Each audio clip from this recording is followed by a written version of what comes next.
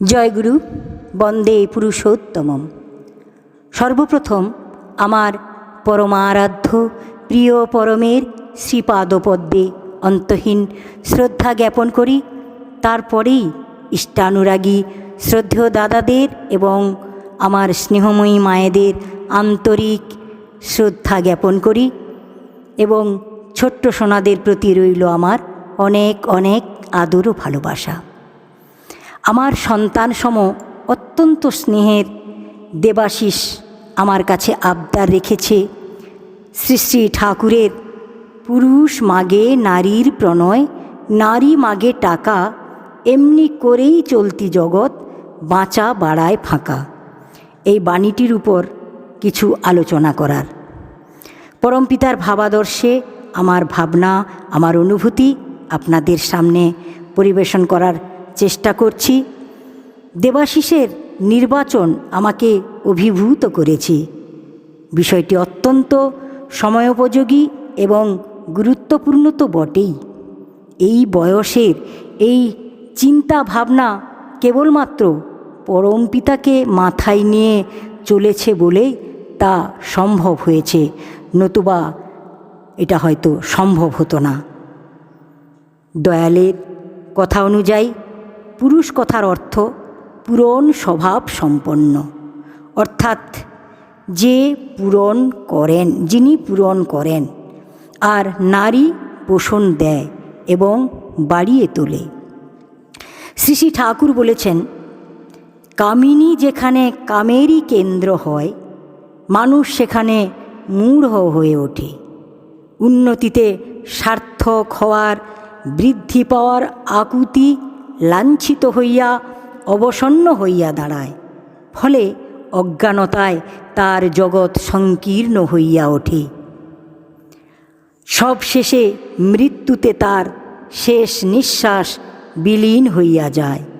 তাই গীতায় আছে, সঙ্গাত সঞ্জায়তে কামঃ, কামাৎ ক্রোধর্বীজায়তে, ক্রোধাৎ ভবতি সম্মোহ, সম্মোহাৎ স্মৃতি বিভ্রম, স্মৃতি ভ্রংশাৎ বুদ্ধিনাশো, বুদ্ধিনাশাৎ প্রণশ্যতি। তাই যে বুদ্ধি স্ত্রীতে কামলোলুপ করিয়া তোলে, তাহা হইতে দূরে সরিয়া যাইবার জন্যই তার এই সাবধান বাণী।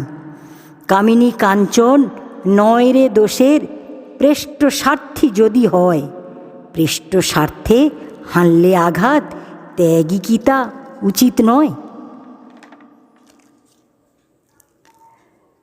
বিবাহিত সম্পর্কে যৌন সংসর্গ থাকবে না তা কিন্তু নয়, তবে তা থাকবে উদ্দেশ্যকে মাথায় রেখে, অর্থাৎ বিয়ের মূল উদ্দেশ্যকে স্মরণ রেখে।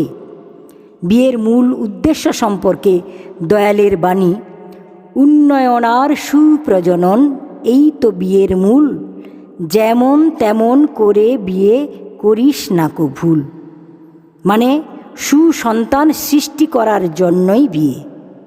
কথাটা মার্ক করবেন, খেয়াল করবেন, সন্তান সৃষ্টির জন্য নয়, সুসন্তান সৃষ্টির জন্য।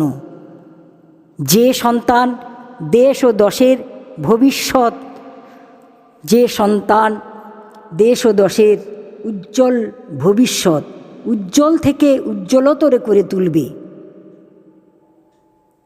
স্বামীর প্রতি স্ত্রীর শ্রদ্ধা ভক্তি আনে দেব শিশু। তাই বিয়েটা ঠিক মতো দেওয়া লাগে। বর হওয়া চাই সর্বাংশে শ্রেষ্ঠ, বিশেষত বংশে বর্ণে।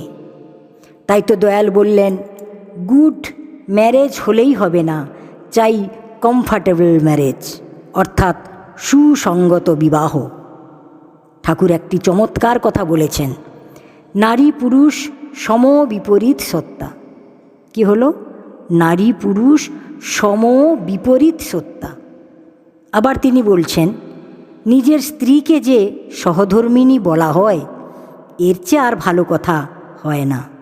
এই রকম সম্পর্ক হওয়াই উচিত। আর সম্পর্কটা যখন প্রবৃত্তিমুখী হয়, তখনই মুশকিল, তখনই পাতিত্ব এসে পড়ে।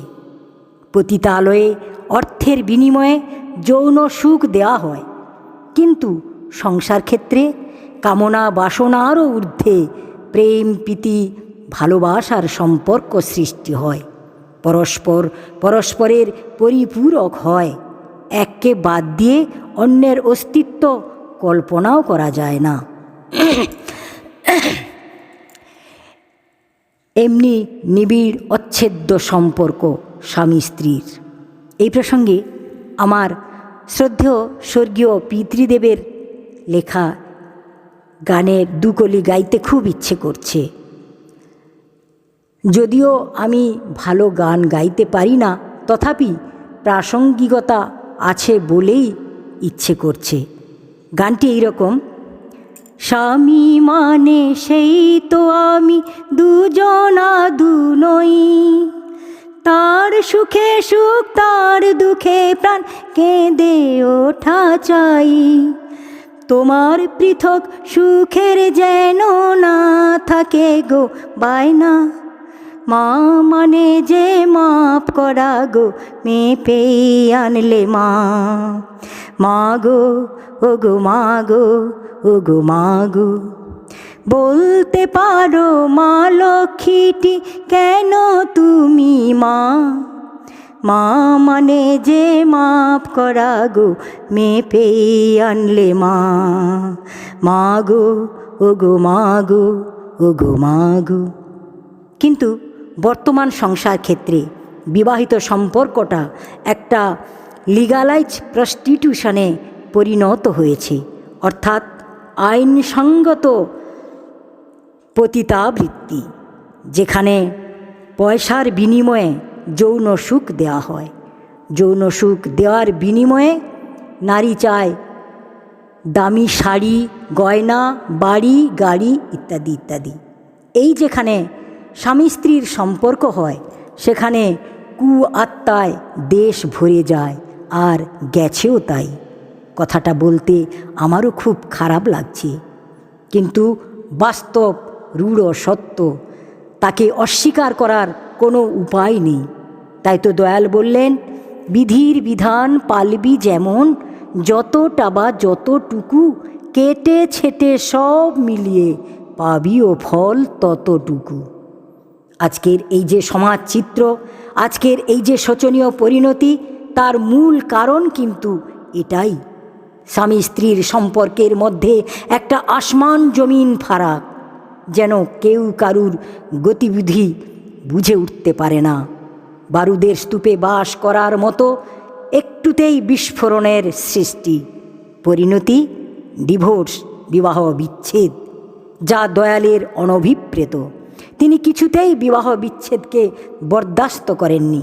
তিনি বলেছেন, বিবাহ বিচ্ছেদের মতো পাপ আর দ্বিতীয় নেই। ভাবুন কি সাংঘাতিক কথা। ভগবান শ্রীকৃষ্ণ গীতায় বলেছেন, ধর্মের অবিরুদ্ধ যে কাম, তার মধ্যে আমি আছি।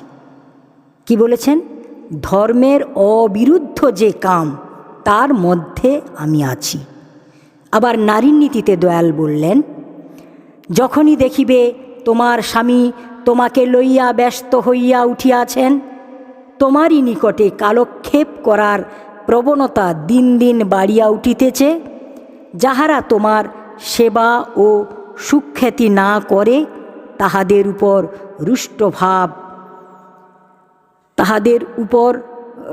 রুষ্টভাব, তোমার সেবা ও সুখ্যাতি না করে তাহাদের উপর রুষ্টভাব তাহাকে যেন আবেষ্টন করিয়া ফেলিতেছে।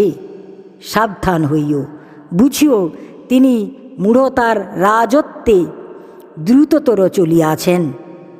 ফিরাও, শ্রদ্ধা, ভাব ও ভালোবাসার সহিত তোমার পছন্দকে উন্মুক্ত করিয়া তেজস্বিনী ভাষায় ও ব্যবহারে তাহাকে আদর্শে উদ্দাম করিয়া তোলো। স্ত্রীকে, নারীকে সাবধান করে বাণী দিলেন, নজর রাখিও তোমার স্বামী যেন তোমাতে সুস্থ, স্বস্থ ও প্রেরণাপুষ্ট থাকিতে পারেন, কিন্তু তোমাতে মূঢ় ও সমাহিত না হন। তোমার তুষ্টি পুষ্টি যেন তাহার লক্ষণীয় না হয়, বরং তোমার প্রেরণায় তিনি যেন আদর্শে উদ্দাম হইয়া বিশ্বসেবায় নিরত থাকিতে পারেন। আর এইটি যেন তোমার তৃপ্তির, তুষ্টির, সুখ ও গর্বের আরাধনা বলিয়া হৃদয়ে স্থান পায়। মহিমাময়ী ও সুখী হইবে সন্দেহ নাই। সত্যানুসরণে প্রেমের মোহ আর কামের মোহের স্বরূপ সম্বন্ধে ভারী সুন্দর করে বলেছেন। প্রেমের মোহ বাধা পেলেই বৃদ্ধি, প্রেমাস্পদের অত্যাচারেও ঘৃণা আসে না, বিচ্ছেদে সতেজ হয়, মানুষকে মূঢ় করে না, চিরদিন অতৃপ্তি একবার স্পর্শ করিলে আর ত্যাগ হয় না, অপরিবর্তনীয়। কামের মোহ বাধায় ক্ষীণ, কাম্যের অত্যাচারে বা যেরূপ চাওয়া যায় সেরূপ না পাইলে ঘৃণা, বিচ্ছেদে ভুল মানুষকে কাপুরুষ ও মূঢ় করিয়া তোলে। ভোগেই তৃপ্তি ও বিষাদ চিরদিন থাকে না, পরিবর্তনীয়। দয়াল আরও বললেন, স্বামী স্ত্রীর মধ্যে একটা অনারেবল ডিস্টেন্স বজায় থাকবে, সম্মানজনক দূরত্ব বজায় থাকবে। পতি আর পিতা কথাটা এসেছে তাই একই ধাতু, পা ধাতু থেকে। তাই স্বামী স্ত্রীর সম্পর্ক হওয়া উচিত পিতা আর পুত্রীর মতো। স্বামী স্ত্রীকে স্নেহ করবে আর স্ত্রী স্বামীকে শ্রদ্ধা করবে। তাই স্বামী স্ত্রীর বয়সের তফাৎ 15 থেকে 20 বছর হওয়া ভালো, এটাই দয়াল বলেছেন। তাছাড়া পুরুষদের তুলনায় নারীরা অনেক ম্যাচিওর, অনেক অ্যাডভান্স, এটাও একটা কারণ। আগেকার দিনে মা ঠাকুমাদেরও কিন্তু স্বামী স্ত্রীর মধ্যে বয়সের অনেক অনেক তফাৎ থাকতো। বর্তমান আধুনিক সমাজে বেশিরভাগ ক্ষেত্রেই দেখা যায় একই ক্লাসে একই সাবজেক্টে পড়া ছেলেমেয়েরা নাম ধরে তুই তুকারি করে সম্বোধন করছে, আবার পরবর্তীতে তারাই বিবাহ বন্ধনে আবদ্ধ হচ্ছে। ফলস্বরূপ আজকের এই সমাজ চিত্র। আদর্শ সম্পর্ক কেমন হবে?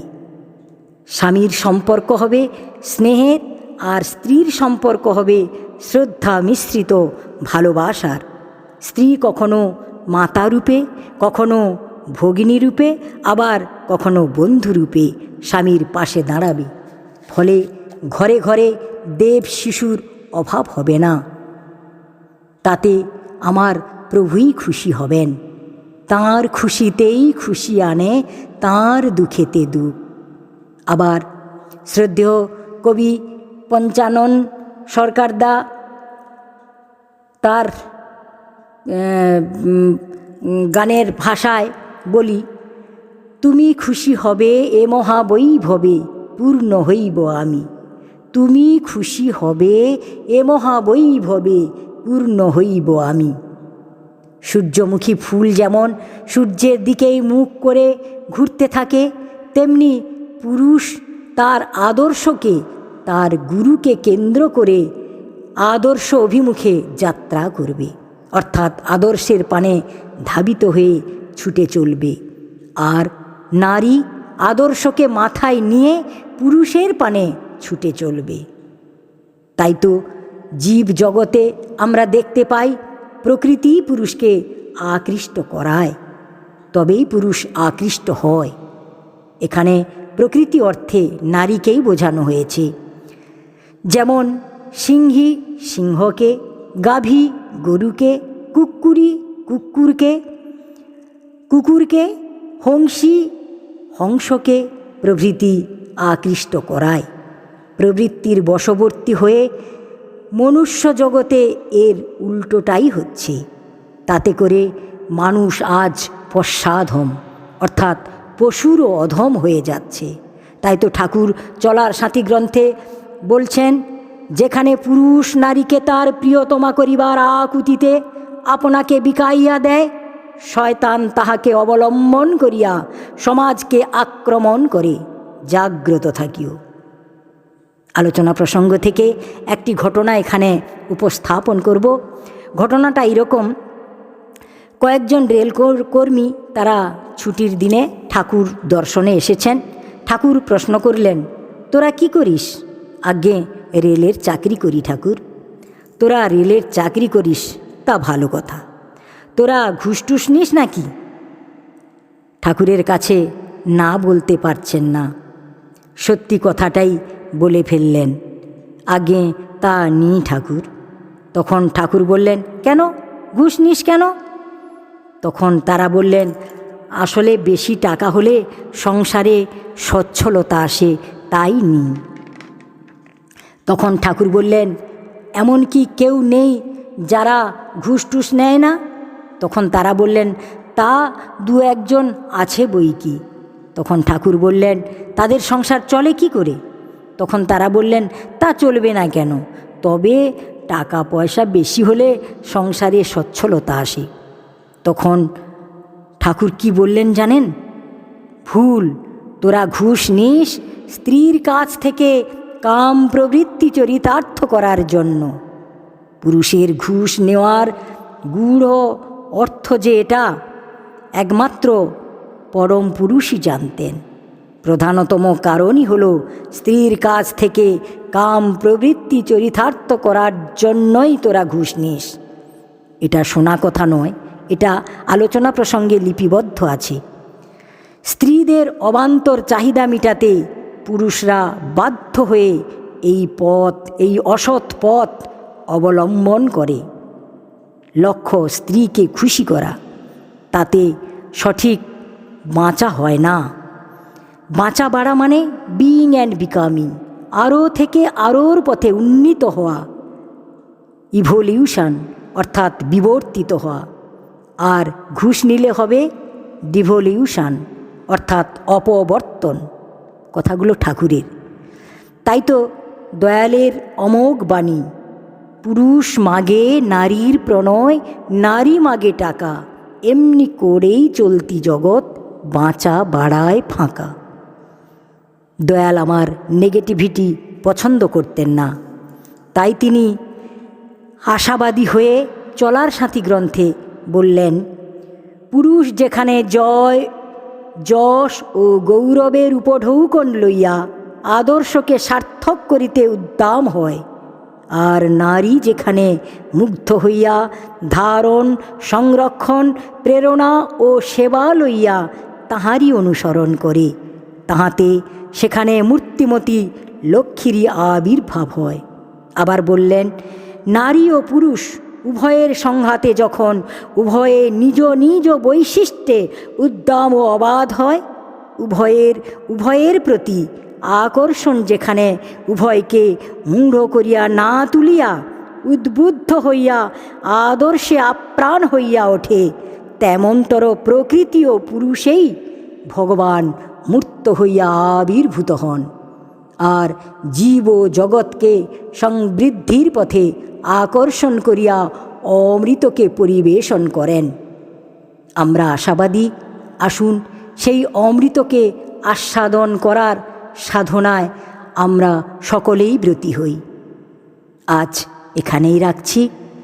আপনারা প্রত্যেককে সুস্থ নিরোগ ইষ্টময় সুদীর্ঘ জীবনের অধিকারী হয়ে উঠুন পরম পিতার রাঙা রাতুল চরণে, এই আমার একান্ত প্রার্থনা। জয় গুরু, বন্দে পুরুষোত্তমম।